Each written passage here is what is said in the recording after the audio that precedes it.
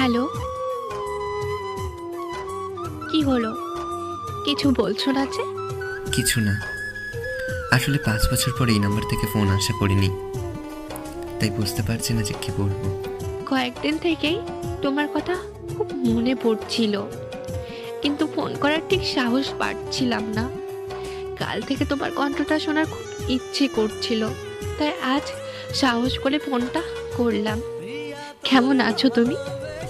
কণ্ঠ শোনার কি আছে, জানোই তো, মানুষ বদলে যায় কিন্তু তাদের কণ্ঠ কখনো বদলায় না। আর কি, কেমন আছি? ভালো আছি, নিজেকে নিজের মতো করে নিয়ে ব্যস্ত আছি।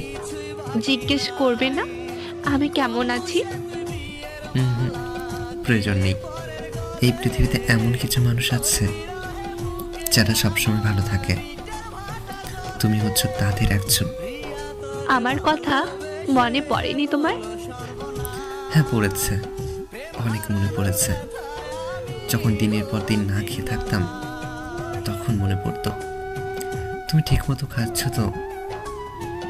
যখন রাতের পর রাত না ঘুমিয়ে কেঁদে কেঁদে অসুস্থ হয়ে পড়তাম তখন মনে পড়তো তুমি সুস্থ আছো তো।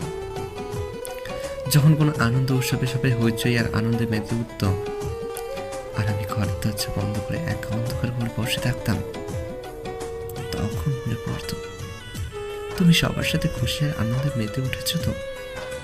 যখন আয়নায় নিজের অযত্ন অবহেলায় শুকিয়ে যাওয়া চেহারাটার দিকে তাকাতাম তখনও মনে পড়তো তুমি নিশ্চয়ই আরো সুন্দর হয়ে গেছো।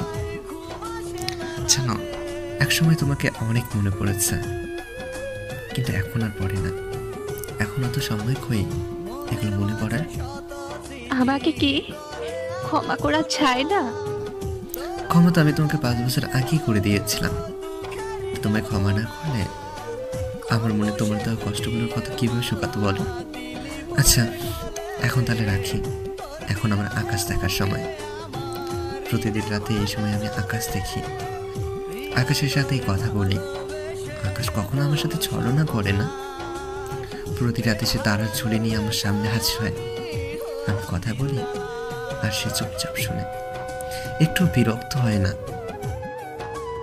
আজকে রাতে আকাশের সাথে কথা না বললে হয় না? আমাদের কথা থেকে আকাশের কথা খুব বেশি জরুরি। আপাতত তাই। আমার চরম অসহায়ত্ব আর একাকিত্বের সময় এই আকাশ আমায় সঙ্গ দিয়েছে। যে 5 বছর আমায় দূরে সরিয়ে রেখেছিল, তার জন্য আমি আমার 5 বছরের পাশে থাকা সঙ্গীকে দূরে সরিয়ে রাখতে পারবো না। আচ্ছা, আমি এখন যাব। রাতের আকাশ আমার জন্য অপেক্ষা করছে। আমি রাখছি। এই এই